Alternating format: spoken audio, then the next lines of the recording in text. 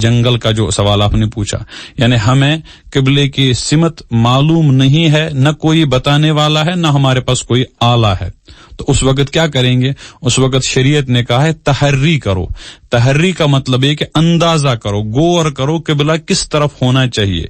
जैसे हम जिन इलाकों में रहते हैं, मतलब यहाँ वादी में हम रहते हैं, तो हमारा किबला मगरिब में है और मगरिब ही में सूरज गुरूब भी होता है, तो हम देखेंगे सूरज किस तरफ जा रहा, अगर दिन की बात है सूरज किस तरफ जा रहा है तो उस तरफ, उसी सिमत में हम हमारे दिल ने तय कर दिया ये वाली सिमत है तो उसी सिमत पर हम नमाज पढ़ेंगे। अब रात का वक्त है तो वहां आप गौर करें, चारों सिमत नजर दौड़ाए, फिर जिस सिमत की तरफ आप, जिस साइड की तरफ, जिस जिहत की तरफ आपका गुमान जाएगा, आपका दिल जाएगा, आप उसी सिमत में नमाज पढ़ें, आपकी नमाज अदा हो जाएगी। फिर खुदा न खास्ता आपने नमाज अदा कर दी और बाद में नमाज पढ़ने के बाद कुछ वक्त के बाद एक आदमी मिलता है आपसे और वो कहता है, आपने उससे पूछा, आपने डिस्कस किया कबीले के मुतालिक और वो दूसरी सिमत कबीले की बता देता है कि आपने तो गलत डायरेक्शन में नमाज पढ़ी, आपकी नमाज अदा होगी।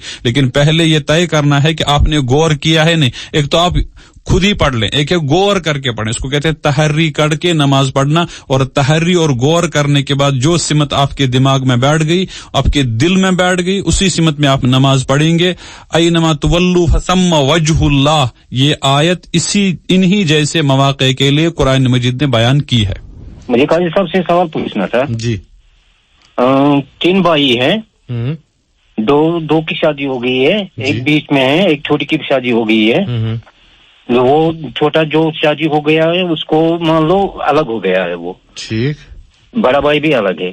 अब जो बीच में है छोटा भाई, वो बड़े भाई के साथ है। अब सदक़े फितर है वो किसको अदा करना है? ठीक, वो नहीं कैसे? बिल्कुल, देखिए जहां तक सदके फितर की बात है, सदके फितर बालिग आदमी को खुद अदा करना होता है। जो नाबालिग बच्चे होते हैं तो वो वालिदैन अदा करते हैं, लेकिन जब बच्चे बालिग हो जाते हैं तो बालिग बच्चों का सदके फितर खुद उनको अदा करना होता है, अगर उनके वालिदैन अदा न करें। जहां तक आपके मसले का ताल्लुक है, आप चूंकि अपने भाई के साथ रहते हैं, उनके अहल आयाल में शामिल हैं, उसूली एतबार से तो सदके फितर आपको अपना खुद अदा करना है। और अगर आपके भाईजान अदा करते हैं तो बहुत अच्छा है, आपको इल्म होना चाहिए, उनको सवाब मिलेगा, आपकी जिम्मेदारी अदा हो जाएगी। लेकिन फी नफ्सी उन पर आपका सदके फितर अदा करना लाजिम नहीं है, और अगर वो करेंगे तो उनको सवाब मिलेगा।